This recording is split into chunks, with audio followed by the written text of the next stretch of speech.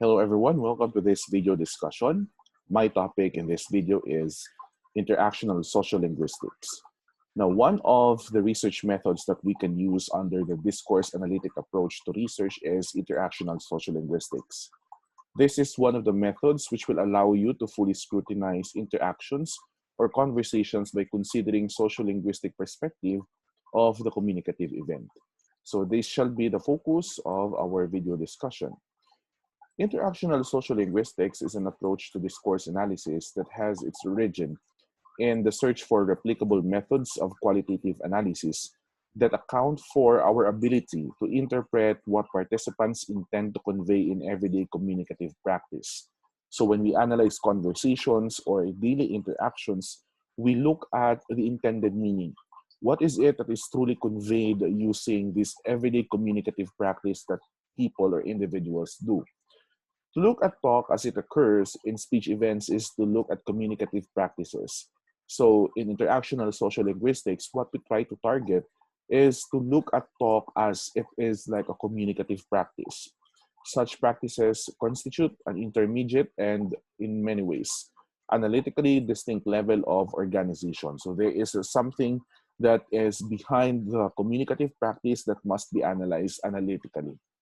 Now, a sociological predecessor is Irving Goffman, who proposed the concept of interaction order as a distinct level of discursive organization bridging the linguistic and the social. So Irving Goffman here highlights the relationship between the linguistic features of interaction and the social context of this social interaction as a communicative practice. Culturally specific presuppositions play a key role in inferring what is really intended. So here we also identify the ethnography of communication used when considering the communicative practice. It is Paul Grice in 1989 who lays the foundations for a truly social perspective on speaking, with the emphasis on conversational cooperation as a precondition for understanding. Now, this belief or principle can be rooted to Paul Grice's maxims or cooperative principle, in which we should also consider the social context behind the conversation for us to really understand the flow of conversation or interaction in a communicative practice. Now, research on language and culture has increasingly come to concentrate on discourse as the basic research site.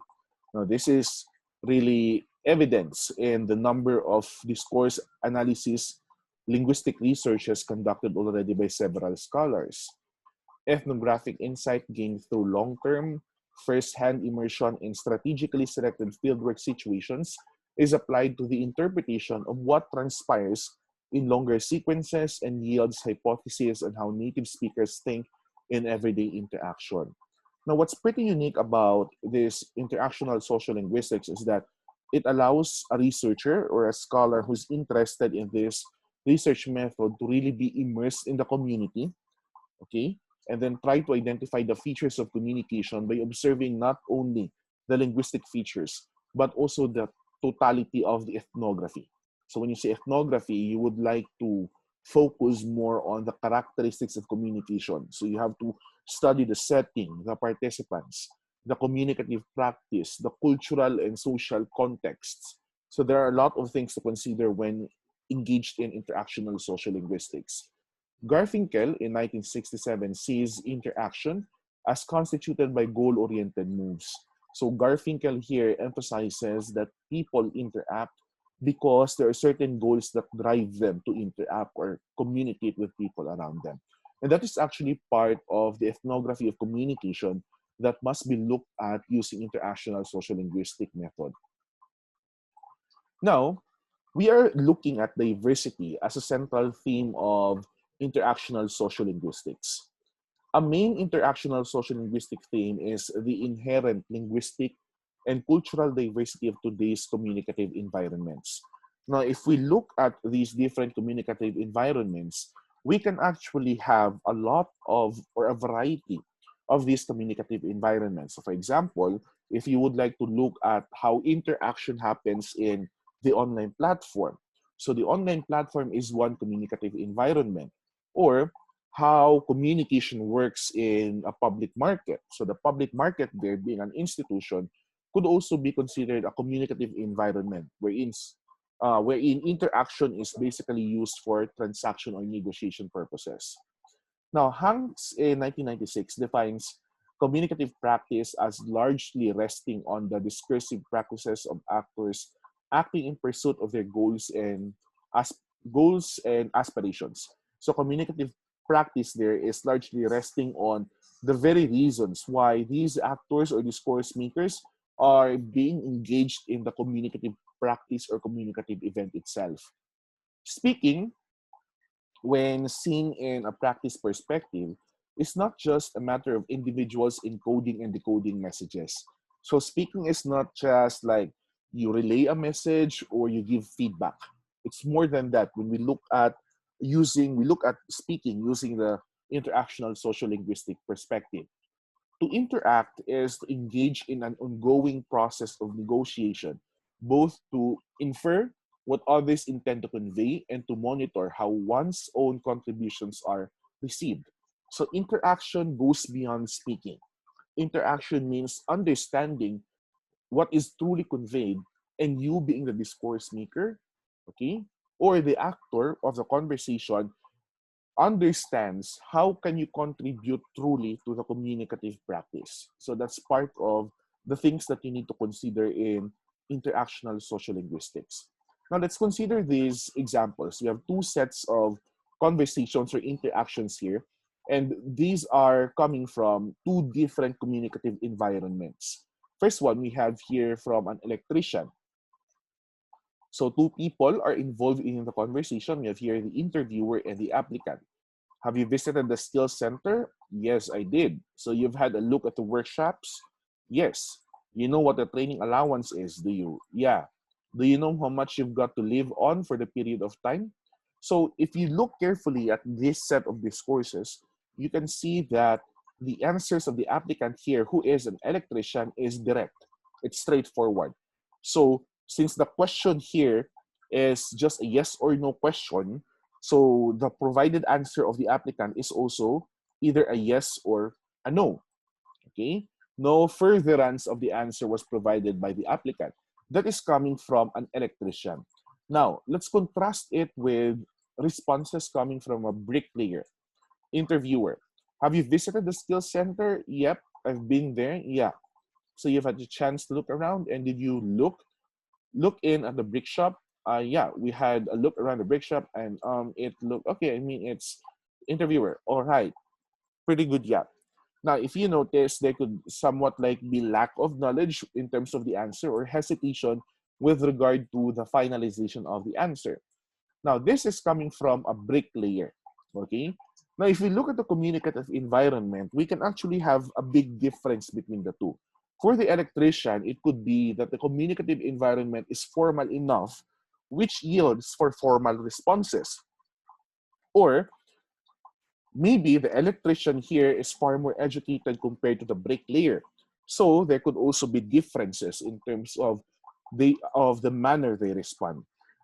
Now, when we look at the responses provided by the bricklayer here, we can also see that the bricklayer maybe had some hesitations or a lack of knowledge in answering the questions.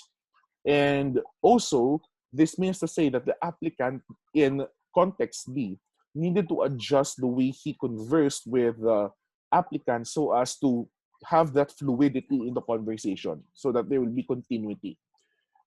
This tells us that if we are to go back to Paul Grice's cooperative principles, you could even see here the relevance, okay, of the responses to the questions provided by the actors. So in this case, we could see that there is really diversity, okay? We could not say that there is uniformity or universality in terms of how people interact in all contexts, because it also depends on the context and it also depends on the participants involved in the communicative event. So the interaction that is happening in the exchange of discourses will also be greatly affected. Greatly affected in a way that participants could have or could be a contributing factor. The setting of the communicative environment could also be another factor. Now, the diversity here, all in all, tells us that there are a lot of factors that could affect the level of interaction or the degree of interaction between actors or participants in a communicative event. In interactional sociolinguistic analysis, speaking is treated as a reflexive process, such that everything said can be seen as either directly reacting to preceding talk, reflecting a set of immediate circumstances, or responding to past events, whether directly experienced or indirectly transmitted. Now, in this way, we will understand that the approach to interactional sociolinguistic analysis is much complicated as what we have truly expected from it, because if we are to look at it, it goes beyond the normal analysis of speaking. It has to really analyze the interaction that is happening in the communicative event. Now, to engage in verbal communication is not just to express one's thoughts. Speaking ties into communicative ecology that significantly affects the course of interaction. Now, this communicative ecology being referred to here is definitely the atmosphere happening around when there is a certain communicative event. So that is also called as the communicative environment, which is composed of different elements such as participants, the medium used when communicating, the setting, the goal why there is communication in the first place. Okay, so there are still a lot of elements that have to be considered in an interaction or in a communicative ecology. IS analysis suggests the following. First, what the most likely interpretations are. So when you do interactional sociolinguistic analysis of discourses, you look at the possible interpretations of the interactions. We do not simply look at the linguistic features in the discourses or present in the discourses used by the actors or the participants. Second, what the assumptions and inferential processes are by which they are achieved. So you also look at the details as regards the processes involved in understanding and or relaying message to another participant or discourse maker. And lastly is how they relate to what is literally said. Okay? So this time, I'm going to discuss the detailed method in using interactional sociolinguistics to analyze discourses. First, there is an initial period of ethnographic research designed to first provide insight into the local communicative ecology. Now, before we can truly attack discourses using IS, we need to have this initial phase of the conduct of ethnographic research. Now, when you say ethnographic research, we are looking at studying or examining the features or characteristics of a communicative environment. Now, the reason why is that for us to provide insights into the local communicative ecology, that is for us to really understand the setting, the participants, the communicative event, or other physical factors that could lead to, understanding what's really the context behind the communicative event. Second is to discover recurrent encounter types most likely to yield communicative data relevant to the research problem at hand. So the encounter types or the interaction that may be involved here may also be scrutinized carefully. And third, find out through observation, interviewing key participants, and checking one's own interpretation with them how local actors handle the problems they encounter and what their expectations and presuppositions are. So, for example, if you have already identified a communicative ecology, then you might want also to consider interviewing or eliciting more information from those key participants involved in the interaction. That is for you to interview and get more pieces of information regarding the interaction that you are studying. Okay? In the second stage, the ethnographic findings provide the basis for selecting events reflecting representative sets of interactions for recording. Now, if you have already identified the features or the characteristics of the communicative ecology, it would be better that the next step would be to identify specific events within the interaction or series of interactions as to which among those discourses should be recorded. Now, this one is very critical because the selection of the discourses will tell you or will dictate you of the findings that there will be after you conduct the recording and the interpretation of the data. So it's very crucial as well that you choose the best segments of the interaction so that you can truly identify a representative segment of the total interaction that can tell you more about the ethnography of communication involved. The next phase of the analysis begins with scanning the recorded materials at two levels of organization. So first one, you look at the content. So when you say content here, it may involve both linguistic and non-linguistic elements.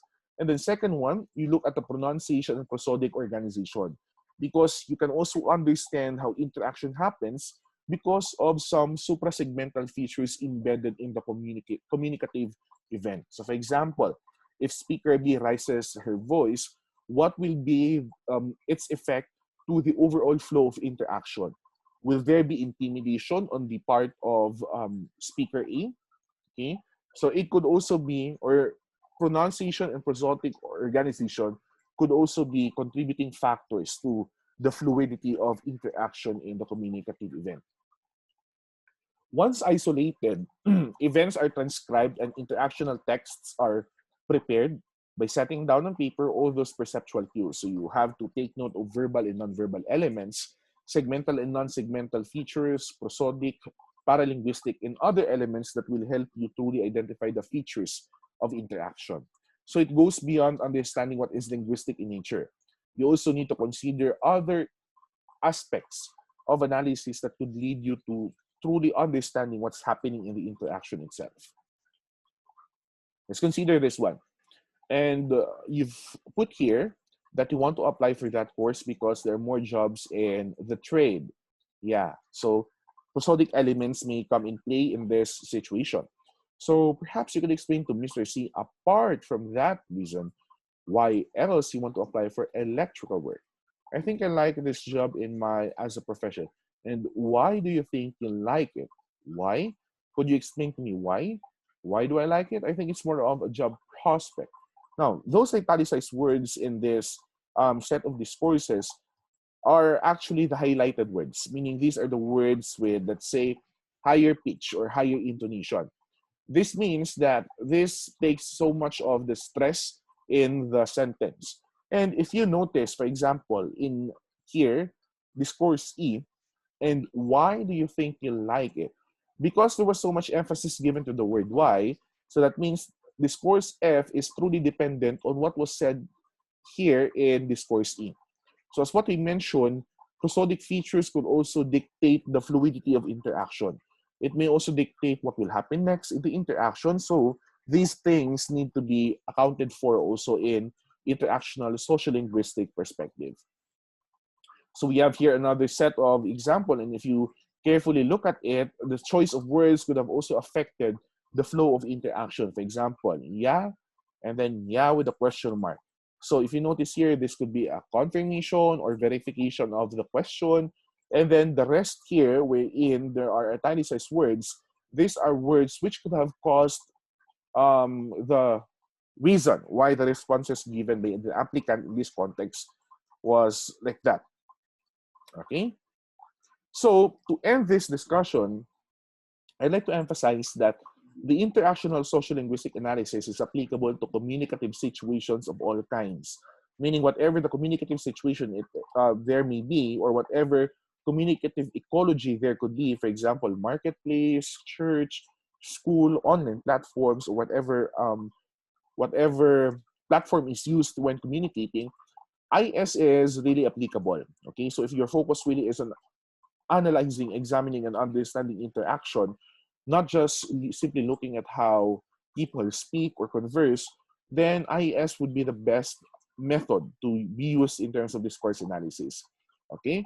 May the conversation be monolingual or multilingual as a means of monitoring the communication processes that are so important in institutional life. So regardless the institution, it's also good to look really at the flow of conversation or interaction for you to also identify the communicative ecology and understand it, and at the same time, understand the communicative participants. Through that, you can also understand eventually the institution itself, which is being represented by the communicative participants and other features of the communicative ecology. So I hope you have fully understood my discussion in interactional sociolinguistics. So basically, that's interactional sociolinguistics. It's one of the methods that you can use for you to analyze discourses. It's one of the methods under the discourse analytic approach. So if you have further questions about this topic, feel free to comment in the open forum. So thank you very much for watching this video discussion.